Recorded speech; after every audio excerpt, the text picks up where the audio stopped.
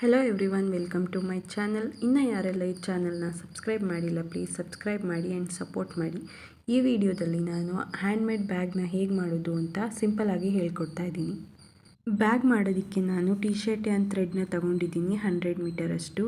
ಈ material Amazon and ಫ್ಲಿಪ್ಕಾರ್ಟ್ನಲ್ಲಿ ಸಿಗುತ್ತೆ. Next 7.50 mm ನೀಡಲ್ನ ತೊಗೊಂಡಿದ್ದೀನಿ. ಈಗ ಥ್ರೆಡ್ನ ತಗೊಂಡು ಒಂದು ನಾಟ್ನ ಹಾಕ್ಕೊಳ್ತಾ ಇದ್ದೀನಿ.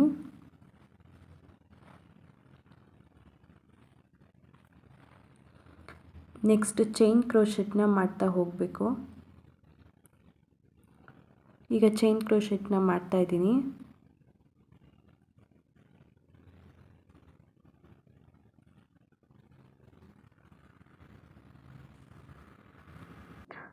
ನಾನು 20 ಸೆಂಟಿಮೀಟರಷ್ಟು ಚೈನ್ಸ್ನ ಹಾಕ್ಕೊಳ್ತಾ ಇದ್ದೀನಿ.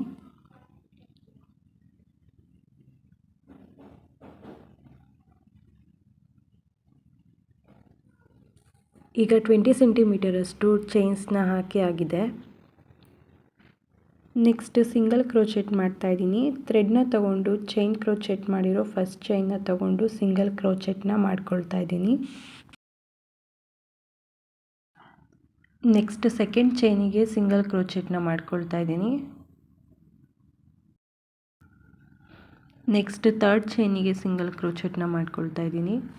ಇದೇ ರೀತಿ ಎಲ್ಲ ಚೈನ್ಸ್ಗೂ ಸಿಂಗಲ್ ಕ್ರೋಶೆಟ್ನ ಮಾಡ್ಕೊಳ್ತಾ ಹೋಗಬೇಕು. ನಾವೆಷ್ಟು 20 ಸೆಂಟಿಮೀಟರಷ್ಟು ಚೈನ್ ಸ್ಟಿಚ್ನ ಹಾಕ್ಕೊಂಡಿದ್ದೀವಲ್ವ, ಅಷ್ಟು ಚೈನ್ಸ್ಗೂ ಸಿಂಗಲ್ ಕ್ರೋಶೆಟ್ನ ಮಾಡ್ಕೊಳ್ತಿದ್ದೀನಿ.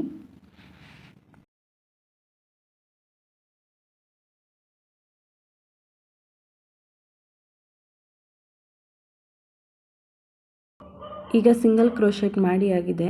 ಈಗ ಜಸ್ಟ್ ಥ್ರೆಡ್ನ ತಗೊಂಡು ಒಂದು ಟೈ ಮಾಡ್ಕೊಳ್ತಿದ್ದೀನಿ, ಸಿಂಗಲ್ ಕ್ರೋಶೆಟ್ ಮಾಡ್ಕೊಳ್ತಿಲ್ಲ. ಈಗ ಫಸ್ಟ್ ಸ್ಟೆಪ್ ಸಿಂಗಲ್ ಕ್ರೋಶೆಟ್ ರೆಡಿಯಾಗಿದೆ.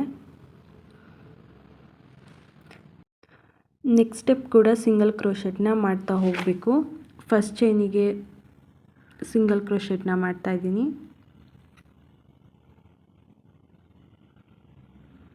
ನೆಕ್ಸ್ಟ್ ಸೆಕೆಂಡ್ ಚೈನಿಗೆ ಸಿಂಗಲ್ ಕ್ರೋಶೆಟ್ನ ಮಾಡ್ತಾ ಇದ್ದೀನಿ. ಹೀಗೇ ಕಂಟಿನ್ಯೂಸ್ ಆಗಿ ಸಿಂಗಲ್ ಕ್ರೋಶೆಟ್ನ ಈಚ್ ಚೈನಿಗೂ ಮಾಡ್ತಾ ಹೋಗಬೇಕು.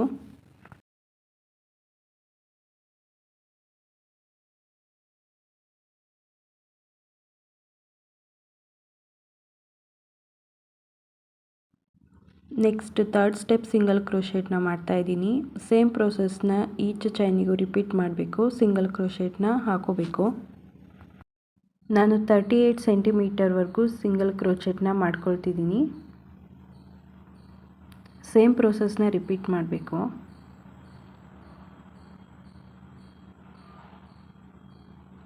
ಈಗ 38 ಸೆಂಟಿಮೀಟರಷ್ಟು ಸಿಂಗಲ್ ಕ್ರೋಶೆಟ್ನ ಮಾಡ್ಕೊಂಡಾಗಿದೆ.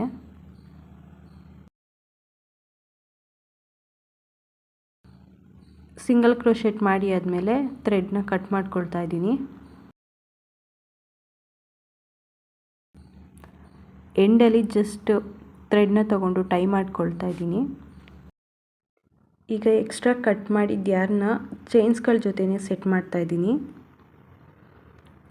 ಮುಂಚೆ ಹಾಕಿದ ಚೈನ್ಸ್ಗಳ ಜೊತೆನೇ ಆ ಥ್ರೆಡ್ನೂ ಹಾಕ್ಕೊಳ್ತಾ ಇದ್ದೀನಿ. ಈಗ ಎಲ್ಲ ಥ್ರೆಡ್ನು ಚೈನ್ಸ್ಗಳ ಜೊತೆನೇ ಸೆಟ್ ಮಾಡಿ ಆಗಿದೆ. ಈಗ ನನಗೆ ಎಷ್ಟು ಲೆಂತ್ ಬೇಕೋ ಅಷ್ಟು ಫೋಲ್ಡ್ ಮಾಡ್ಕೊಳ್ತಾ ಇದ್ದೀನಿ.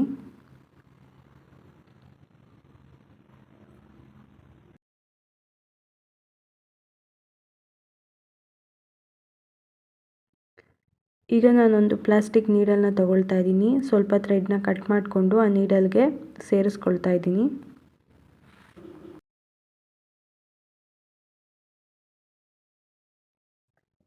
ಈಗ ಈ ನೀಡಲಿಂದ ಫೋಲ್ಡ್ ಮಾಡಿದ ಎಡ್ಜಸ್ಗಳಿಗೆ ಚೈನ್ಸ್ನ ಹಾಕ್ಕೊಳ್ತಾ ಹೋಗ್ತಿದ್ದೀನಿ. ಈಗ ಒಂದು ನಾಟ್ ಹಾಕ್ಕೊಳ್ತಿದ್ದೀನಿ.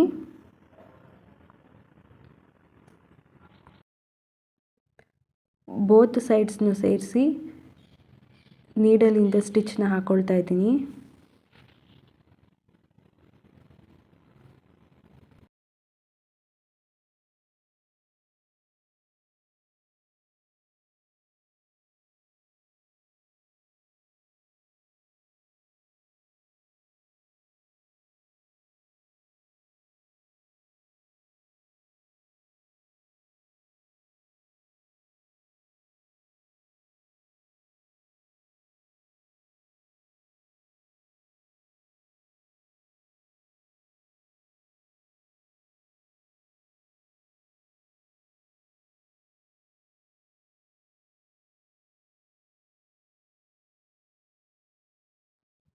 ಈಗ ಸ್ಟಿಚಸ್ನ ಹಾಕಿ ಆಗಿದೆ. ಥ್ರೆಡ್ನ ಕಟ್ ಮಾಡ್ಕೊಳ್ತಿದ್ದೀನಿ.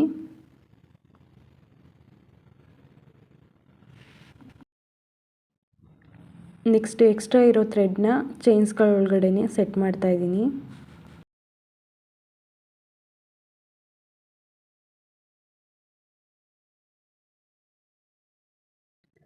ಇನ್ನೊಂದು ಸೈಡ್ಗೂ ಇದೇ ಪ್ರೋಸೆಸ್ನ ರಿಪೀಟ್ ಮಾಡಿ ಸ್ಟಿಚಸ್ನ ಹಾಕೋಬೇಕು. ಈಗ ಸ್ಟಿಚಸ್ ಎಲ್ಲ ಹಾಕಿ ಆಗಿದೆ. ಈ ಥರ ನೀಟಾಗಿ ಕಾಣುತ್ತೆ ಸ್ಟಿಚಸ್ನ ಹಾಕಿದ್ಮೇಲೆ.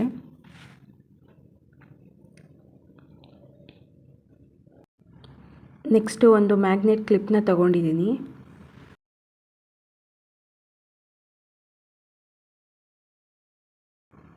ಟೂ 200 ಸೆಂಟಿಮೀಟರಷ್ಟು ಚೈನ್ಸ್ನ ತಗೊಂಡಿದ್ದೀನಿ. ನೆಕ್ಸ್ಟು ಆ ಮ್ಯಾಗ್ನೆಟ್ ಕ್ಲಿಪ್ನ ಬ್ಯಾಗಿಗೆ ಸೆಟ್ ಮಾಡ್ತಾ ಇದ್ದೀನಿ. ನನಗೆ ಯಾವ ಪ್ಲೇಸಿಗೆ ಬೇಕಾಗಿತ್ತೋ ಆ ಪ್ಲೇಸಿಗೆ ಆ ಮ್ಯಾಗ್ನೆಟ್ ಕ್ಲಿಪ್ನ ಸೆಟ್ ಮಾಡ್ತಾ ಇದ್ದೀನಿ. ಜಸ್ಟು ಆ ಕ್ಲಿಪ್ಸ್ಗಳನ್ನ ಯೂಸ್ ಮಾಡಿ ಬ್ಯಾಗಿಗೆ ಅಟ್ಯಾಚ್ ಮಾಡಬೇಕಷ್ಟೆ. ಈಗ ಒಂದು ಸೈಡ್ ಸೆಟ್ ಮಾಡಿ ಆಗಿದೆ. ಈಗ ಇದೇ ರೀತಿ ಇನ್ನೊಂದು ಸೈಡಿಗೂ ಕ್ಲಿಪ್ನ ಸೆಟ್ ಮಾಡ್ತಾ ಇದ್ದೀನಿ.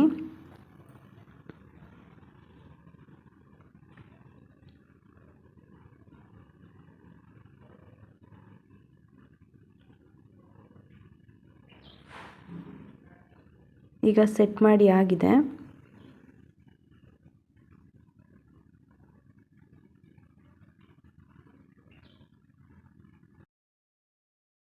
ನೆಕ್ಸ್ಟ್ ಚೈನ್ನ ತಗೊಂಡು ಬ್ಯಾಗಿಗೆ ಸೆಟ್ ಮಾಡ್ತಾ ಇದ್ದೀನಿ. ಆ ಥ್ರೆಡ್ ಒಳಗಡೆಯಿಂದ ಆ ಹುಕ್ನ ತಗೋಬೇಕು ಅಷ್ಟೇ.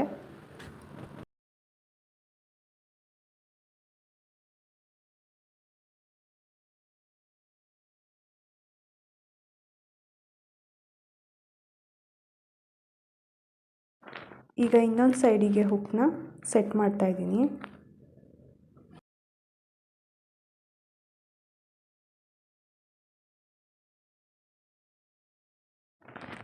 ಈಗ ಎರಡು ಸೈಡಿಗೂ ಹುಕ್ನ ಸೆಟ್ ಮಾಡಿ ಆಗಿದೆ.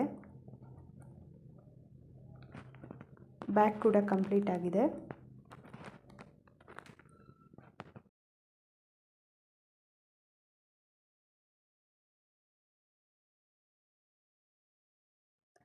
ನೋಡಿದ್ರಲ್ವ ತುಂಬ ಈಸಿಯಾಗಿ ಮನೆಯಲ್ಲೇ ಹೇಗೆ ಬ್ಯಾಗ್ನ ಮಾಡೋದು ಅಂತ. ಜಸ್ಟ್ ಥ್ರೆಡ್ನ ಯೂಸ್ ಮಾಡಿ. ಈ ವಿಡಿಯೋ ನಿಮ್ಗೆ ಇಷ್ಟ ಆಗಿದರೆ ಪ್ಲೀಸ್ ಲೈಕ್ ಮಾಡಿ ಆ್ಯಂಡ್ ಶೇರ್ ಮಾಡಿ ಆ್ಯಂಡ್ ಸಪೋರ್ಟ್ ಮಾಡಿ. Thank you for watching.